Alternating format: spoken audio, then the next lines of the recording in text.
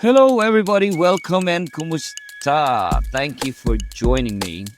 This is how your occupational therapist, and welcome to OT Conversations. In this episode of OT Conversations, I would like to talk to you about one of the very basic tools or furniture or almost a symbol of rehabilitation. It is this thing called wheelchair. That's right. So let's talk about the wheelchair.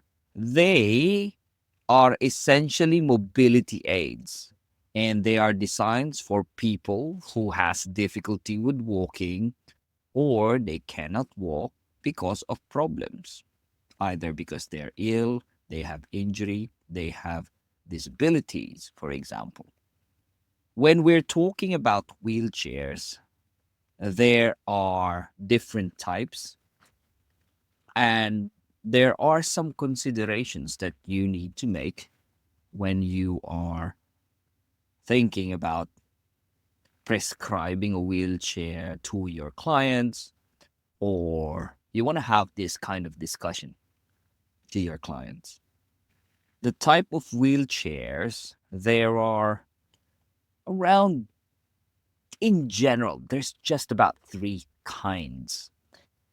One would have been the manual wheelchair. The second type would be those wheelchairs that are controlled electronically or electrically. These are power wheelchairs. And there are specialized wheelchairs. When we're talking about manual wheelchairs, there are standard ones. And with these standard ones, they're chairs with wheels, they're heavier, and they're more difficult to push. Another type of manual wheelchairs are those that are lightweight, ultra lightweight wheelchairs. And they are lightweight because they are made of different materials like aluminum, titanium, even. And the thing about these ultra lightweight wheelchairs is that they are easy to maneuver and they're easier to transport. It does the same job, but with an added ease of using. It's going to be more expensive because they are lightweight, because they're made of different materials, but it does the same job. At the end of the day, it helps somebody, a person who has difficulty mobilizing. So you have ultra lightweight wheelchairs. And there are some people who really couldn't use their legs and they're still very young.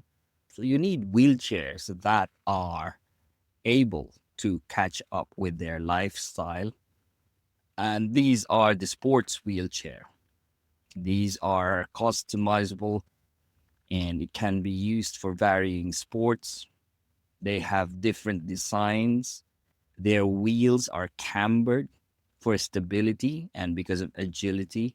For example, for basketball or tennis. Have you ever seen that game before? That it's been done? A basketball match with wheelchair or a tennis? That's amazing. Those are just the general types of manual wheelchairs. The next thing we'll talk about would be a power wheelchair.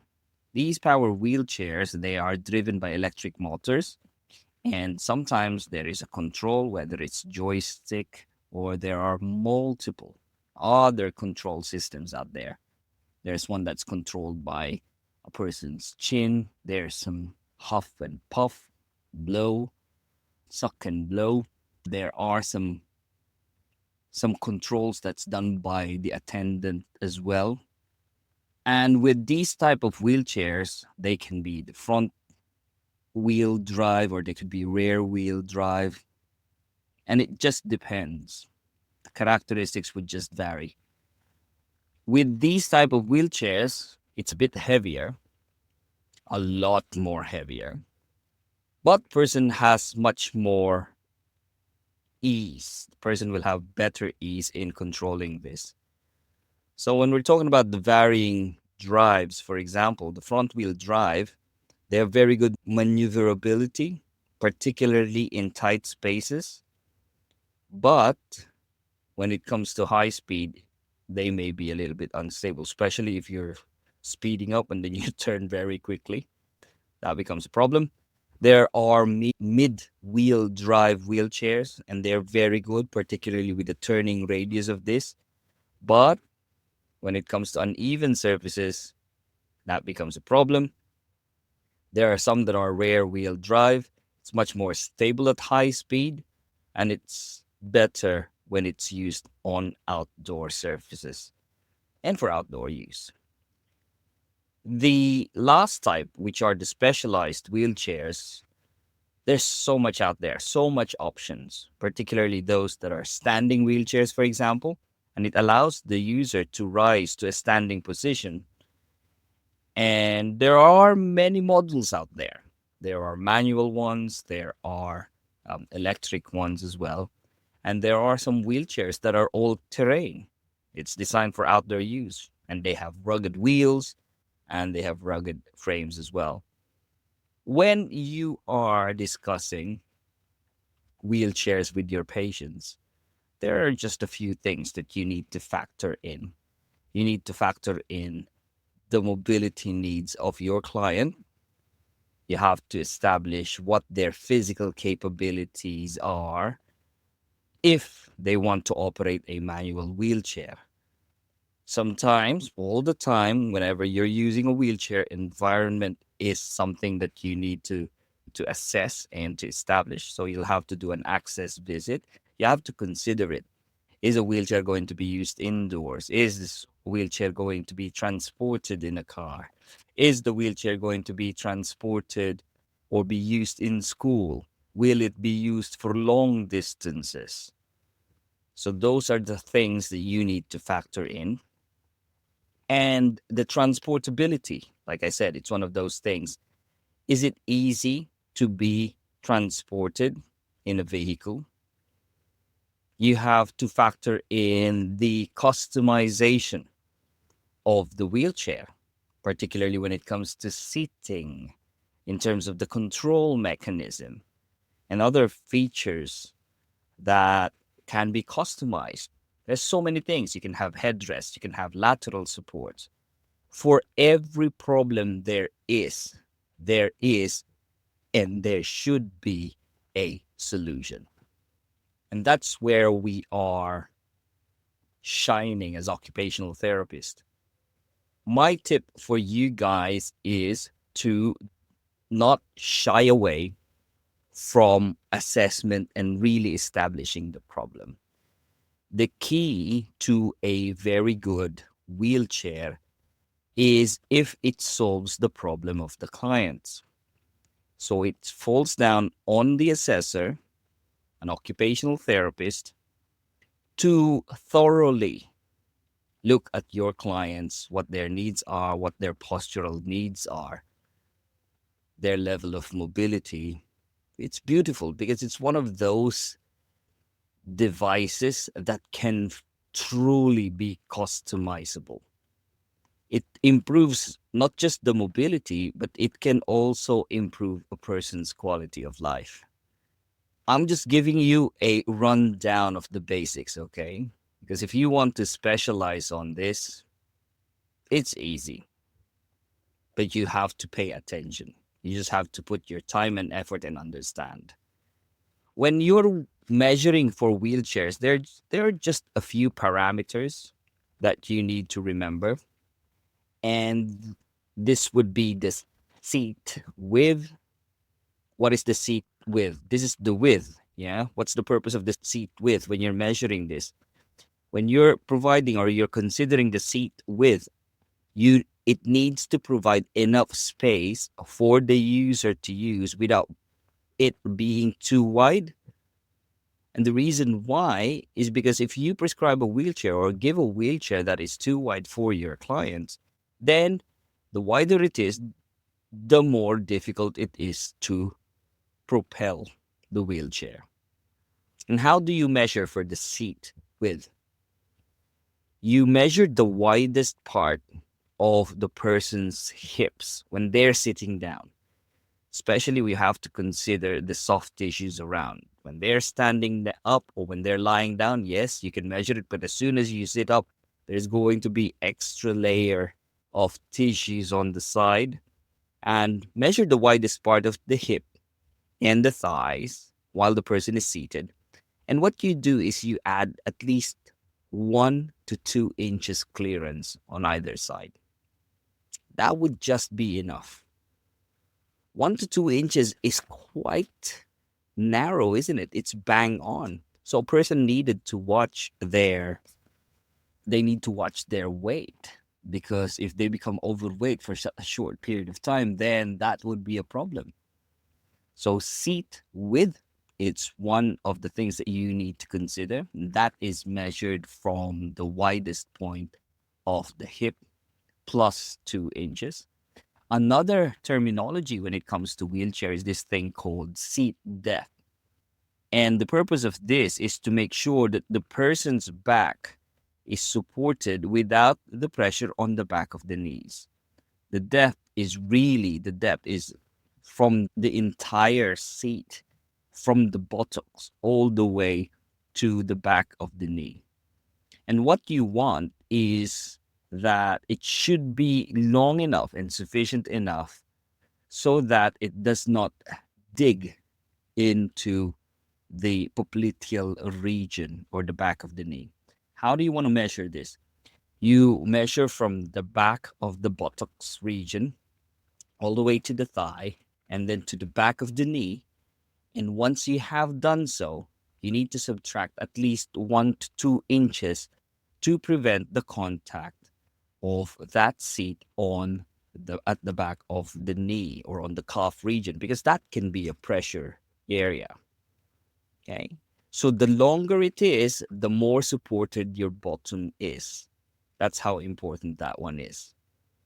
Another thing to consider when you're assessing for a wheelchair is you need to factor in the seat height. And the seat height is, or the leg length. And what's the purpose of this seat height? This is to allow the user to reach the footrest and not put too much pressure on the thighs. If the seat height is too high, the legs would dangle, or I meant too long, the legs would dangle. And when the legs are dangling, there would be so much pressure on the thigh of the person, they would get pins and needles. It's going to be very uncomfortable. Whereas if it is too short, what will happen is that it raises the knee and the pressure will be directed on the ischial tuberosity, or to the bone on the bottom, and that's where the pressure will come in. So it has to be spread between the bottom of the cheeks and cheeks of the bum and the thigh so that it's comfortable. And how do you measure for seat height? Measure from the underside of the thigh to the sole of the foot. And when you're doing this, you have to factor in the shoes of the person. So you have to consider that. If you measure this where a person is barefoot and then they wear something that's high heels, for example, or shoes with high sole, then that would be a problem. So you have to consider the sole of the foot and consider the shoes that people are wearing, and then the footrest should have just the slight clearance from the floor. Just remember that. Okay, so that's the seat height or the seat length.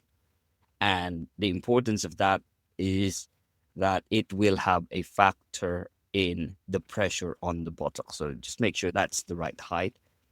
And then the other thing is the backrest height.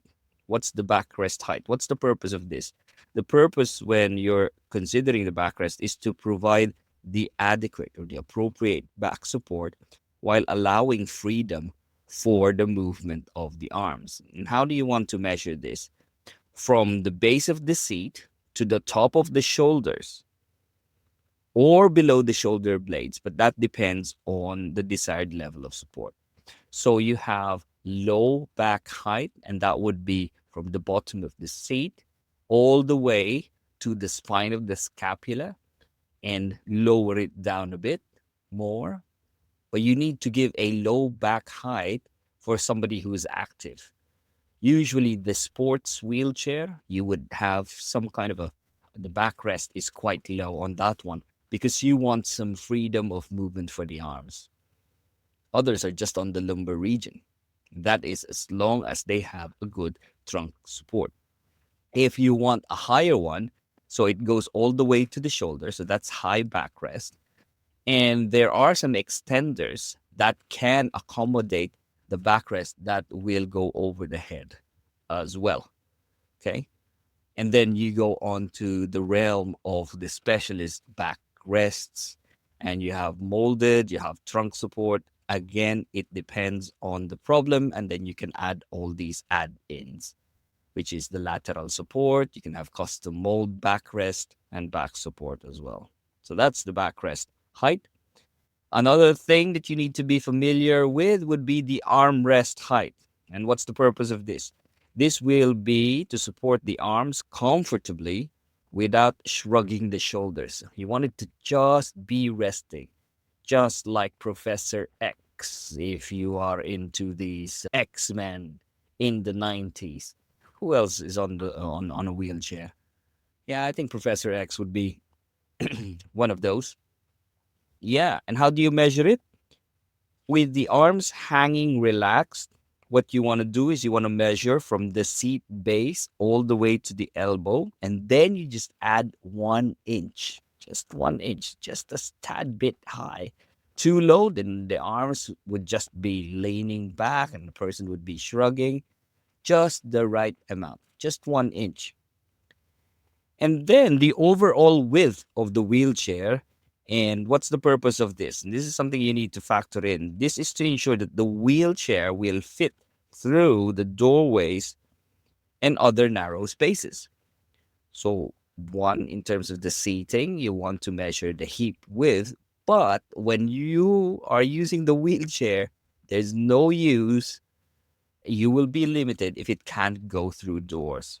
So you have to measure in the overall width of the wheelchair. All right.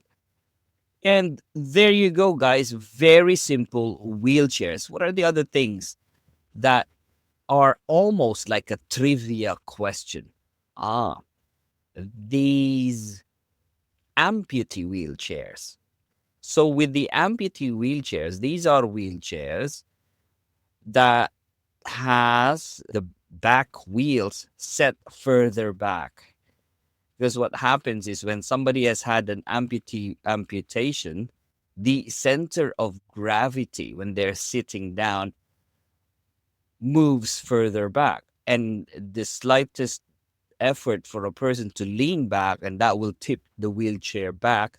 So what was done is that these wheelchairs, the wheels were actually placed further back. Okay? So it's moving the center of gravity of the wheelchair. There are two general types. You have a self-propelling wheelchair.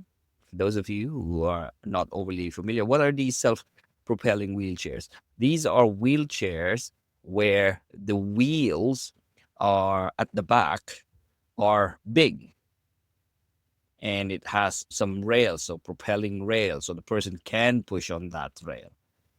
So that's self-propelling, meaning the person can self-propel or self-push the wheelchair. And there are transit wheelchairs, and the transit wheelchairs are those wheelchairs that has 4 small wheels. Generally, those are the two types of manual wheelchairs. Again, there is a lot of information out there. It's something that you need to know. It's simple. Do not shy away from this. At the end of the day, this is an adaptive tool. And when it is an adaptive tool, it becomes a concern of occupational therapists. What kind of intervention would you be doing when you provide this? This would be a modify intervention. It is a compensatory intervention where you're using adaptive aids. Okay. What else? there we go. It improves the quality of life of an individual. If a person is using a wheelchair, for those of you who are familiar with the Cambridge ADL and rehab measure, they would technically be on modified independence. They would be on the level of modified independence when it comes to ambulation.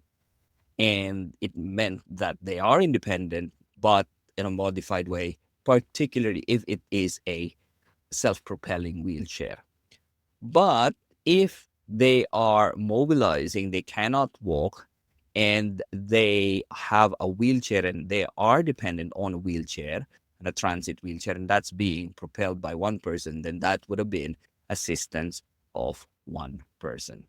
Okay, there you go. I wish I could make it even more exciting, guys, but this is wheelchair, one of the very, very basic adaptive aids that is out there.